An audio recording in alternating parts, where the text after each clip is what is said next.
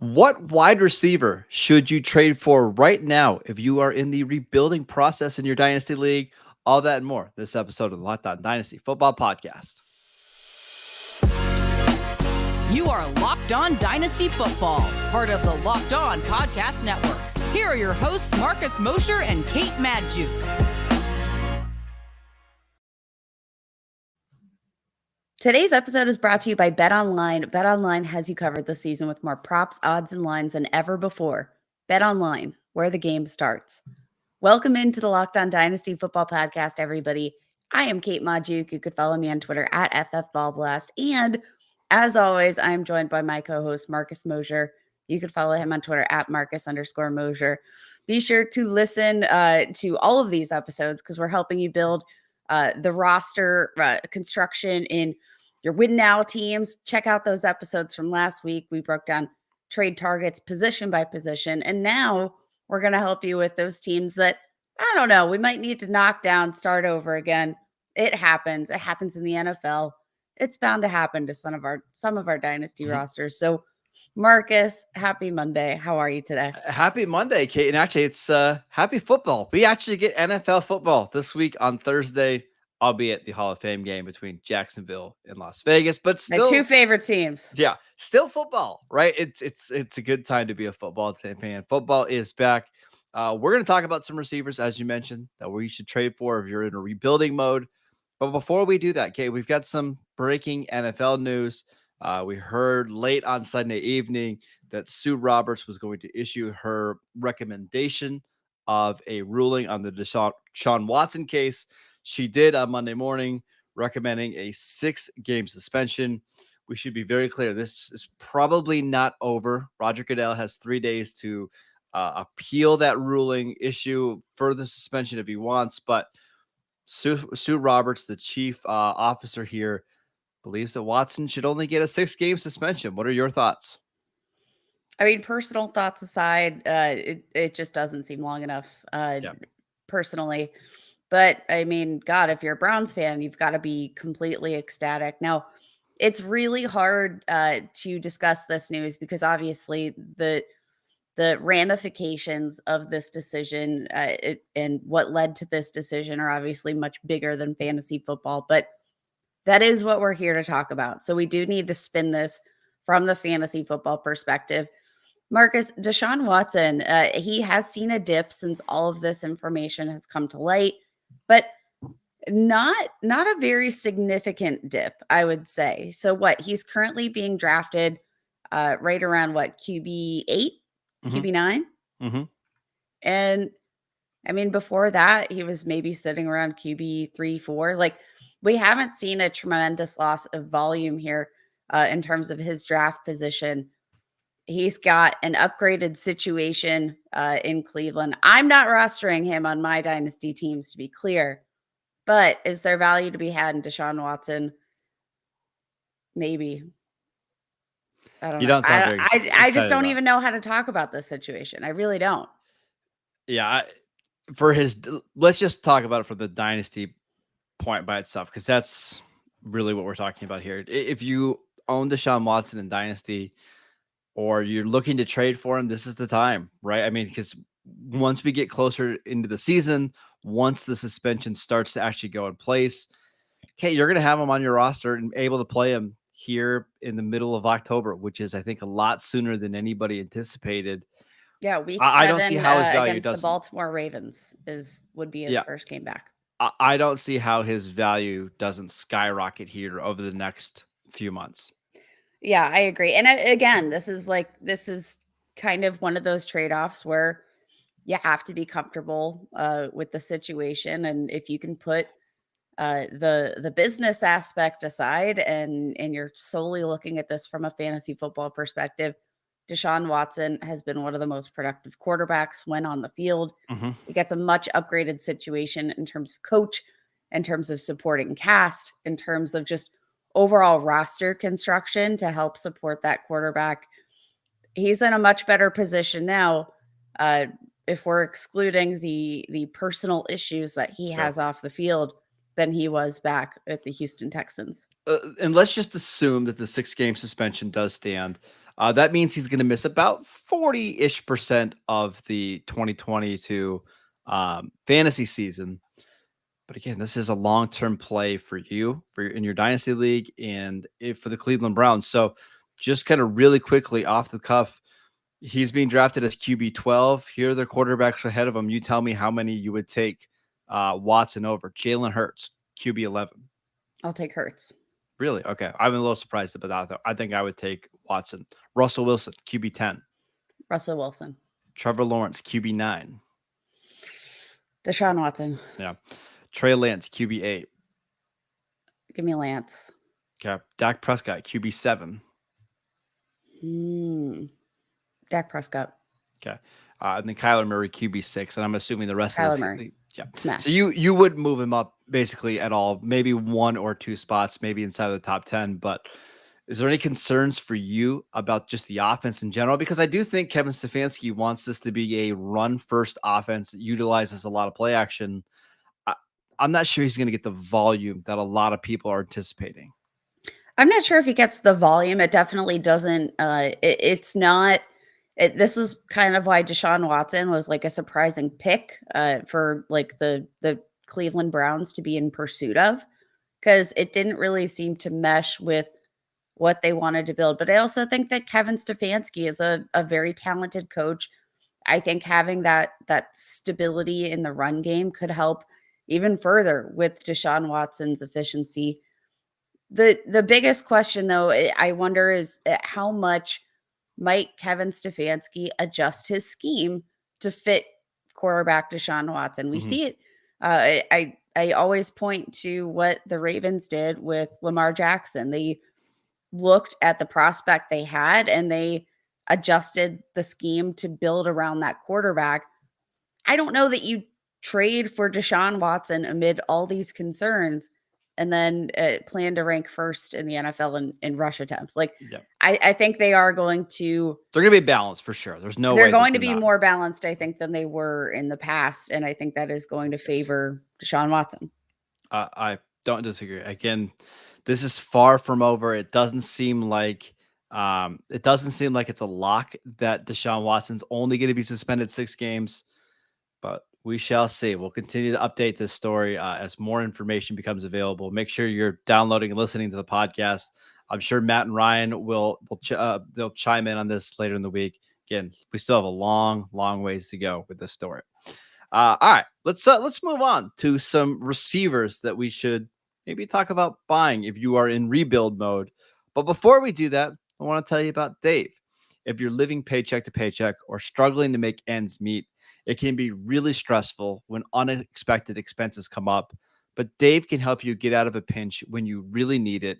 Dave is the banking app that can help get you up to $500 instantly with extra cash. That's more money to fill your tank, buy a wedding gift, or catch up on bills. You can finally tackle those expenses that have been stressing you out without any hangups. There is no interest and no credit check needed. Millions of people have already downloaded the Dave app to get the financial relief that they need with extra cash. So if you're in a pinch and you need some extra help, download Dave and think of it as a helping hand from future you. Download the Dave app from the App Store right now. That is DAVE. Sign up for an extra cash account and get up to $500 instantly. For terms and conditions, go to dave.com/legal. Instant transfer fees apply. Banking provided by Evolve, member FDIC. All right, Kate, who is your first receiver that you want to talk about if you are in a rebuild mode that you want to acquire? All right, let's talk about a wide receiver whose name we haven't mentioned in a long time. I'm talking about Elijah Moore, wide receiver for the New York Jets, 5'9", 185 pounds, coming out of Ole Miss in 2021, and was a part of that disastrous rookie season for Zach Wilson. But I'm coming back to my evaluation of the prospect and the fact that I just think he's such a high upside player. I'm looking at the changes that have taken place within the Jets organization. This is a much better team overall, top to bottom in their roster than we saw last season. You have Zach Wilson, who did, after sitting with his knee injury for a few games, came back and he looked like a more thoughtful quarterback. He looked like a more competent quarterback. And you know what? Like Elijah Moore, I think is going to benefit so much from the drafting of Garrett Wilson. I just think this is a much better offense. Looking at what Elijah Moore did last year when healthy, now he missed a game due to concussion. Then he was placed on the IR with a quad injury. But to close out the season, weeks 9 on, so he was. Let's look at weeks 9 through 13. That's his like healthy active sample here. Had 3 games of 20 or more fantasy points. Marcus, would it surprise you if I told you Elijah Moore had as many top 12 performances last year as CeeDee Lamb? No, because Elijah Moore was freaking great at the end of the season. I mean, before he got hurt, he was so good. I have the numbers right here. Last 6 games of the year, almost 500 yards from scrimmage and 5 touchdowns. We'll take that.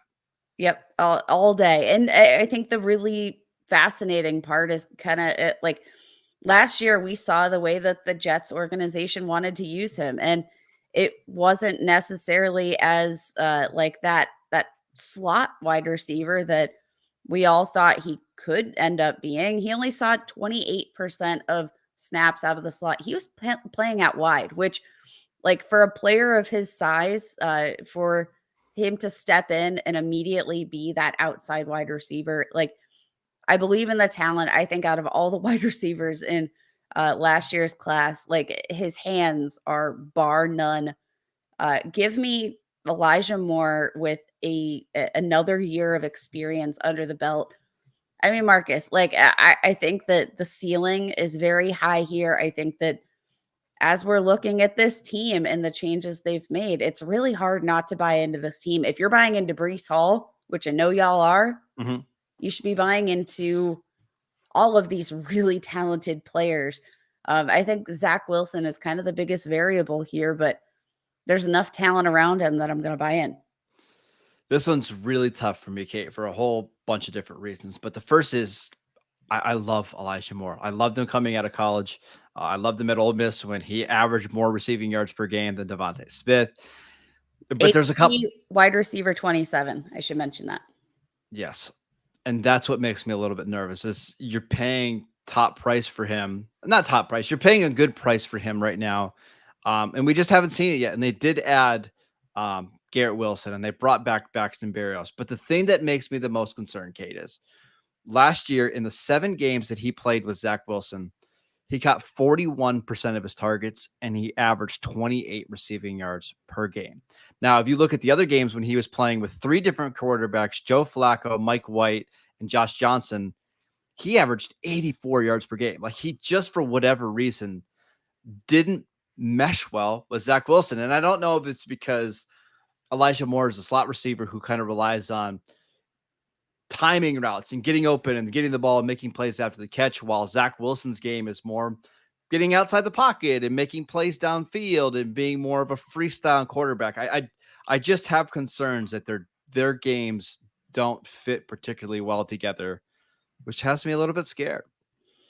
I think it's fine to be scared. And honestly, like Zach Wilson is the scariest part of this entire question mark. But Marcus, I think the upside that you're getting for wide receiver 28 at this point, like, I mean, he's being drafted behind players like Jerry Jeudy, who I think I would take Elijah Moore over Jerry Jeudy. Keenan Allen, I'll take Elijah Moore over Keenan Allen at this point, as Elijah Moore sits just 22 years old.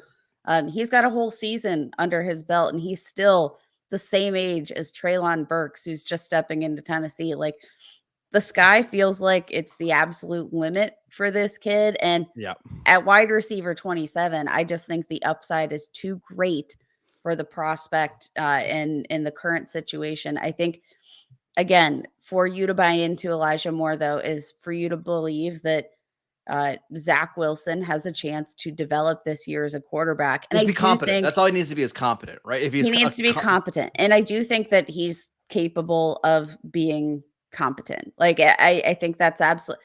We saw when Zach Wilson, I mean, watching him play, Marcus, was just freaking painful last year. Like just absolutely awful to watch. It was not fun, but he did show, I think, a lot of improvement when he came back after sitting there for what he missed 4 weeks. He just looked like he learned a little bit, just stepping back and watching things on the sideline. Elijah Moore, another year older, another year within the offense. He had 6 or more targets in 9 of his 11 games in his rookie season. Like, I just think give me all of the Elijah Moore. I hope you're right on this one because again, I love Elijah Moore. One of my favorite players in the league right now to watch. I want him to be really good. He's a player that you want to have on your team and root for because he's fun to watch. Let's hope that the Jets find ways to get him the football in space and allow him to be a dynamic playmaker. All right, my first one, Michael Gallup. Michael Gallup is a perfect guy to target if you're rebuilding because number one, he's probably not going to play right away. So if you're trying to organically tank, he's a perfect guy to have. Organically tank. I've never heard that phrase, and that is brilliant. I love that phrasing. Because there's a good chance Michael Gallup misses at least the first 4 games of the season. At that point, your roster might be depleted a little bit, but this is somebody who has legitimate wide receiver 2 upside. Kate, if you remember when he was the number 2 receiver for the Cowboys back in 2019, this is Amari Cooper, Michael Gallup. Michael Gallup caught 66 passes for 1,100 yards and 6 touchdowns. To start the 2020 season, he was on pace to have the same type of numbers as the wide receiver 3 for the Cowboys until Dak Prescott got hurt. 2021, he gets hurt in week 1 with calf injury, and then he tears his ACL later in the year. So obviously the production isn't there. He's got the injury now, but good news. He signed a long-term deal with the Cowboys this offseason, so he's locked in with the team over the next 4 years, basically. He's tied to a really good quarterback in Dak Prescott, who likes to throw the ball to him down the field. And he's going to basically be locked in as the number 2 receiver in his current price on Dynasty League Football is 108 overall, and it's dropping. And I would expect once we get the news that he is going to miss the first 3, 4, 5 games of the season, it's going to go down even further. You can get him for a song right now, basically. I've seen a couple of trades. Michael Gallup for a 3rd-round pick. Michael Gallup in a 4th-round pick for Kennedy Brooks in a 3rd-round pick. Nothing. And you can get a wide receiver, too, you can steal him right now. I think that's fair. I'm not quite as sold on Michael Gallup as you are. And you know what? I could be totally off on that because you are the resident Cowboys expert. But Marcus, would it surprise you to know that we saw back in 2020 when we were all still kind of hyped about Michael Gallup, he had just as many top 12 weeks as young Elijah Moore in Elijah Moore's rookie season. Back in 2019, his breakout season, still only had 3 top 12 weeks. And he's just kind of always going to be that guy who's not necessarily the primary target in that offense. Dak Prescott, we know he's willing to disperse the ball a bit more. He's a good quarterback, so he's not going to force feed the ball to any specific receiver. But I mean, I think we would all be in agreement here that even when fully healthy, he's not going to be the primary target. I have reservations here about this one. Looking at Dynasty startup ADP, Marcus, at this point, I would much prefer, my guy, Elijah Moore. I don't know if you've heard of course. Him. Yeah. To me, that's not even close. But see, Michael Gallup at least being ranked around wide receiver 48, wide receiver 49. For example, Tyler Boyd and Michael Gallup are going around in the same spot. I would much rather have Michael Gallup, considering he's younger. He's on an offense that just doesn't have as many clear targets. That's where I think the value is. How about this? Michael Gallup or Allen Lazard, both the same age, both in an opportunity where they could see a hefty target share. I'd rather have Gallup. I'd rather have Lazard this year. I'd rather have Gallup long term. Okay, that's fair. Now, Marcus, my next question would be Michael Gallup or Player X, but Player X is who I'm going to be talking about next. So I don't want to spoil it. No, that's fine. Let's get to your Player X right after I tell you guys about Bet Online. BetOnline.net is the fastest and easiest way to check in on all of your betting needs. Find all of your favorite sports and events at the #1 online source for odds, lines, and games. Find reviews and news for every league, including Major League Baseball, NFL, NBA, NHL, combat sports, esports, and even golf. BetOnline continues to be the top online resource for all of your sports wagering information. From live in-game betting, scores, and podcasts, they have you covered. Head to BetOnline today or use your mobile device to learn more about the trends in action. BetOnline, where the game starts. All right, Kate, your next rebuilding wide receiver target is? George Pickens, wide receiver for the Pittsburgh Steelers. Let's go. You guys should have seen this one coming, and you're not going to be able to trade for this player for very long because, I mean, I have to imagine that even going into August, he is going to take a huge climb up the draft boards with the hype that we've been seeing out of training camp. But George Pickens, second round pick for the Pittsburgh Steelers, 21 years old, 6'3", 195 pounds. And it's looking like, as far as all things are considered, he's looking like the real deal coming out of camp. Breakout age of 18.5 years. Now, this is a guy who, as a true freshman, right out of the gate, made an immediate impact in Georgia. 726 yards in his true freshman season.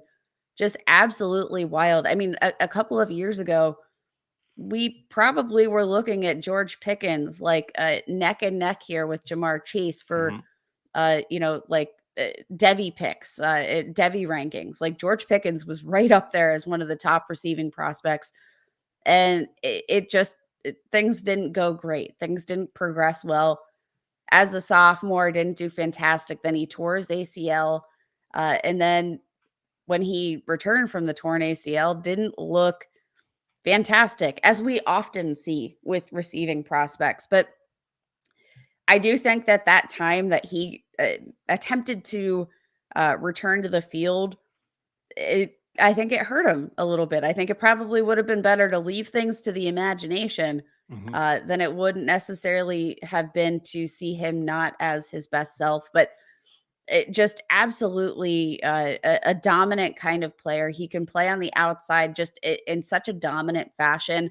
I think he's got very just instinctual receiving skills, but I just think that he is like this. He's an alpha dog, and the Steelers, we know they're excellent at recruiting wide receivers. But I mean, let's be honest, if it weren't for this torn ACL, I think we would have seen Pickens go easily in the first round. And, it's unfortunate for him, but man, he got drafted into a great situation here. Obviously, there are questions about quarterback.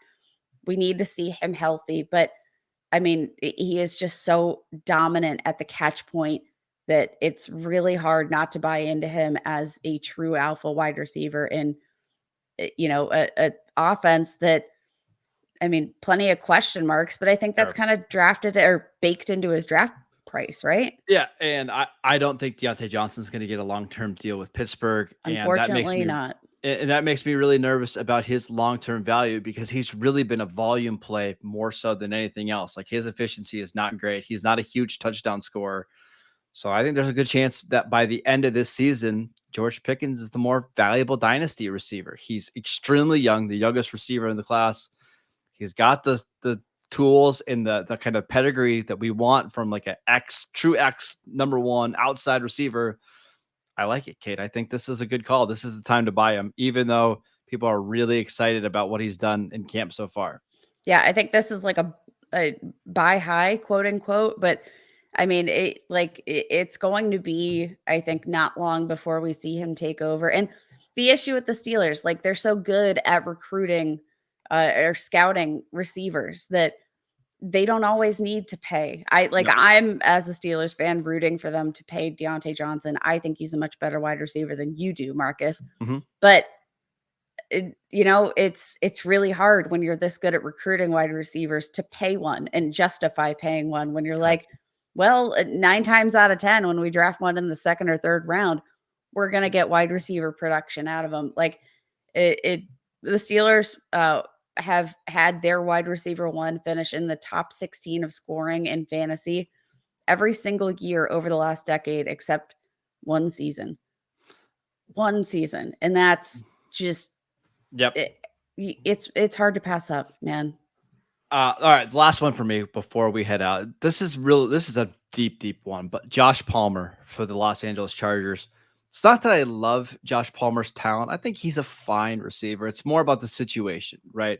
He's going to be the third receiver at best this year. There's a chance they use some Jalen Guyton to make the offense a little bit faster, but they paid Mike Williams a big contract, and I'm looking to 2023 because the Chargers are right now scheduled to be almost $14 million over the cap, and they have a very easy potential release. They could cut Keenan Allen as a post June 1 cut and save $17.5 million. Keenan Allen would be 31 years old at that point. I kind of wonder if something like that might happen. I think Josh Palmer could step into that number 2 role. You're attaching yourself to a good quarterback in Justin Herbert. We'll see. I think he's somebody that you can get very cheap right now. And maybe by this time next year, you're looking at somebody who could be every week wide receiver 3 in your starting lineup. Yeah, I absolutely, I like that a lot. It's even if you're not buying into the wide receiver, like you said, buying into the situation, but I mean, buy into the quarterback because this is a guy that we know is going to be productive, regardless of who he's throwing to. But we've seen plenty of flashes from Josh Palmer that I think he's the perfect buy. But you need to buy in, I think, soon. Wide receiver 65, 22 years old. I mean, but this is how you rebuild quickly, right? Because it doesn't cost a lot to go out and get him. In fact, a lot of times he's a throw-in all these trades that we're seeing on Dynasty League football. Here's an example. Josh Palmer for a 2025 third-round pick. I mean, nothing. But if you can get your league might not even exist in 2025. Hopefully it does, but you might not be alive in 2025. You might get a wide receiver 3 here on a really good offense that you maybe can use this year, but by next year, maybe he's the slot guy and he's now catching 85 passes a season. And while he's not going to win you your league, he does help your flex spot or he helps your wide receiver 3 spot. Those are the guys I'm trying to get if I'm rebuilding because they basically cost nothing. Yeah, I love it. Good call. We agree on something. Actually, we should have broken down the segments a little bit differently because apparently we did not see eye to eye in segment 1. Now, well, it's not that we see eye. We both love Elijah Moore. I'm just a little bit more skeptical about maybe Zach Wilson and how he's gonna fit in with Elijah Moore long term. That's all. I mean, they're all fair, question marks. But Marcus, if we didn't have that question mark of Elijah or of Zach Wilson, we'd probably see the ADP of Elijah Moore climbing up the ranks. So if you give me an average quarterback, if he's Mac Jones, he's probably wide receiver 14 or 15 right now. Mac Jones is above average. Get out of here. If he's with Jared Goff, I think he's probably wide receiver 14 or wide receiver 15. There you go. He's Amon-Ra St. Brown, but just a much more explosive version of that player. That's all. All right. There you go. All right. That is it for today's show. Thank you for making Locked On Dynasty your first listen today. Now make your second listen to Locked On NFL podcast. Our national NFL experts and insiders keep fans dialed in with the biggest stories and the latest news from around the league because an offseason doesn't equal a break in the action.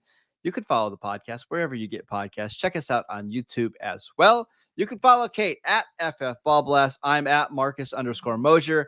Matt and Ryan will be back this week to talk about quarterbacks and running backs that you should be buying if you're in rebuild mode. We'll be back later this week to talk about tight ends.